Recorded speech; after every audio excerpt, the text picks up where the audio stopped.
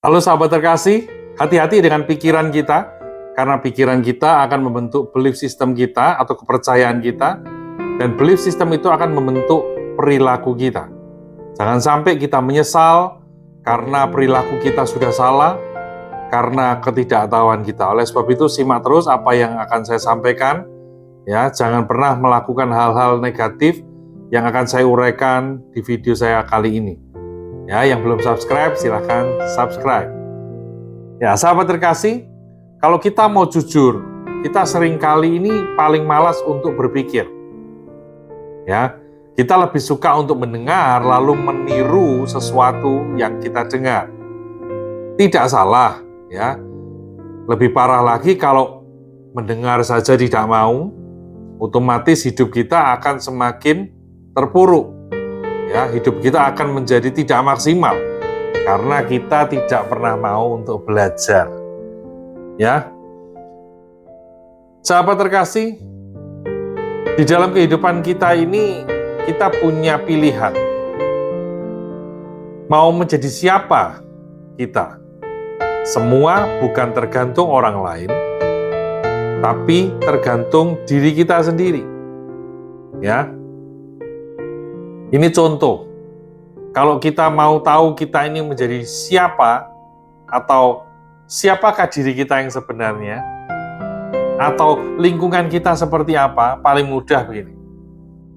Buka media sosial kita, ya, lalu kita teliti.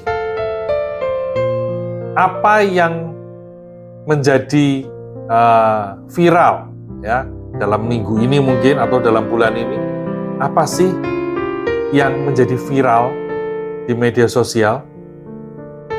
Setelah kita tahu apa yang itu yang menjadi viral tadi, lalu kita teliti, apakah hal tersebut hal yang penting atau hal yang tidak penting? Apakah yang viral tadi itu hal yang esensi, hal yang berguna, atau sebaliknya, hal yang sebenarnya tidak berguna? Ya.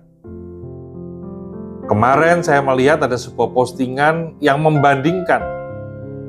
Ada seorang anak usia 8 tahun, dia juara matematika, ya, mengalahkan sekian ribu anak yang lain.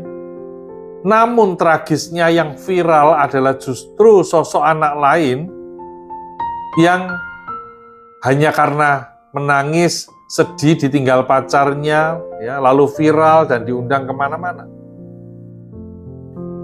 Saya sangat prihatin dengan hal ini.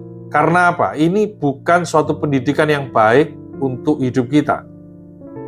Ya, saya bagi secara 3 garis besar. Ya, kebanyakan orang yang ada di sekeliling kita dan termasuk diri kita sendiri. Ya, yang pertama, dengan tingkat kecerdasan yang rendah. Ciri-cirinya apa? Ciri-cirinya suka membicarakan orang lain. Ciri-cirinya suka menggosip. Bahkan, ya, sukanya apa? Memfitnah. Ada tingkatan yang lebih tinggi, ya, yaitu tingkat kecerdasan menengah atau yang average, yang rata-rata. Ya. Lah, yang rata-rata ini terus bicara apa, Pak? Yang rata-rata ini suka membicarakan peristiwa. Oh, kemarin ada demo. Oh, kemarin ada polisi yang membunuh polisi.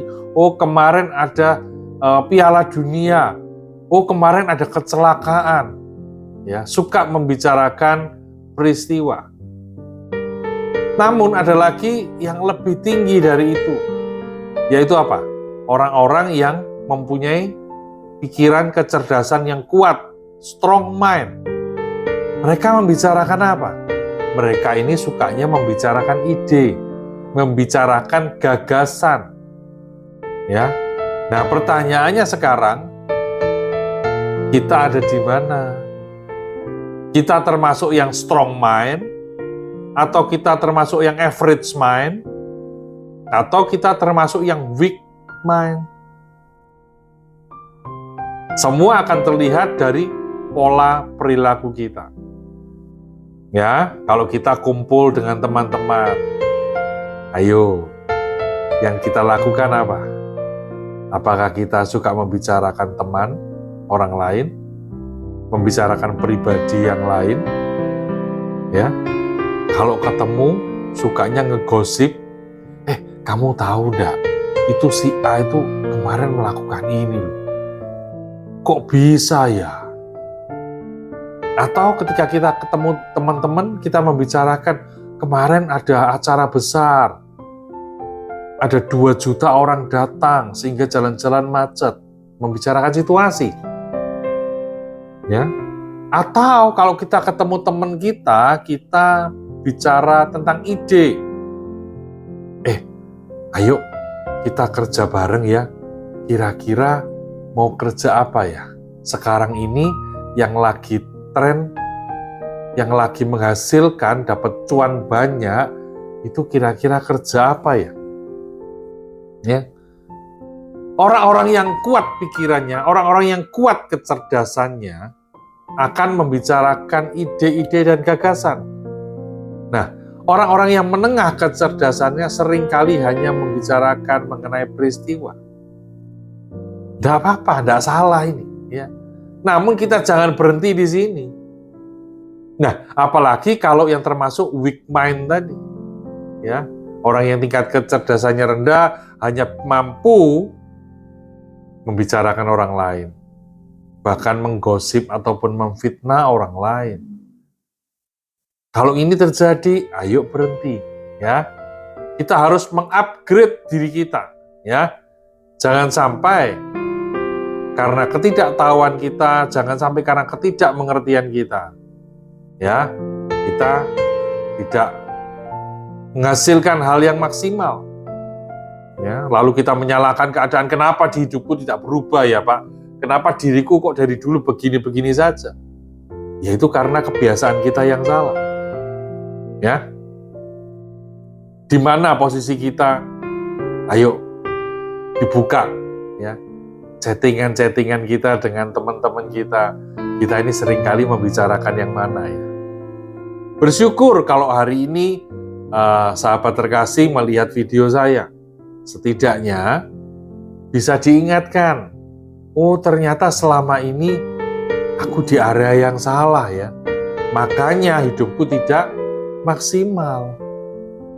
Ya, sama kalau misalnya kita lagi ketemu nih, lagi arisan. Wah, sukanya ngegosip itu loh. Ibu ini mau bercerai sama suaminya. Ya, ini loh, rumah tangganya lagi hancur berantakan. Sukanya membicarakan pribadi-pribadi yang ada. Ya, kalau ini terus terjadi, maka sekali lagi kita tidak akan menghasilkan apa-apa dalam hidup ini. Tentunya tidak ada yang mau ya. Semua kepingin menghasilkan sesuatu yang baik. Ya, semua ingin berhasil dalam hidup ini. Ya. Sahabat yang terkasih, saya rindu kita dimampukan untuk mengupgrade dengan apa? Minimal dengan pola pikir kita. Kalau hari ini posisi kita ada di weak mind, ayo di-upgrade menjadi average mind. Kalau bisa bahkan menjadi yang strong mind, ya, supaya apa?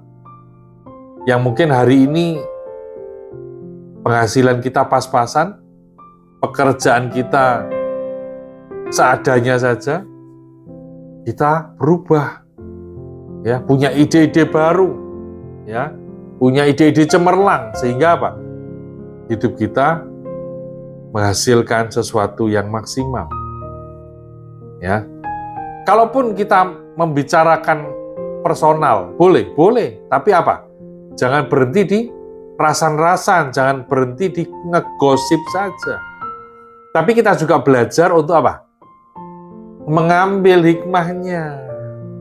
Kita belajar dari peristiwa orang lain. Ya, misalnya ini, itu loh teman kita, kasihan ya, dia kalah dari misalnya trading, Kita belajar, oh berarti kalau melakukan ini itu mengakibatkan kerugian. Ya. Atau sebaliknya, itu teman kita loh berhasil. Ya. Kita harus apa? Belajar dari keberhasilannya. Kalau kita bisa mengambil hikmah dari setiap peristiwa, maka saya yakin dan percaya bahwa hidup kita akan berubah. Ya, sama kalau hari ini kita ngalami masalah misalnya dalam rumah tangga kita, masalah dalam ekonomi kita, ayo mulai dipikirkan. Ya, ada seorang istri yang datang ke saya, dia bilang, Pak, saya sudah tidak tahan, suami saya tidak bisa lagi mencukupi kebutuhan.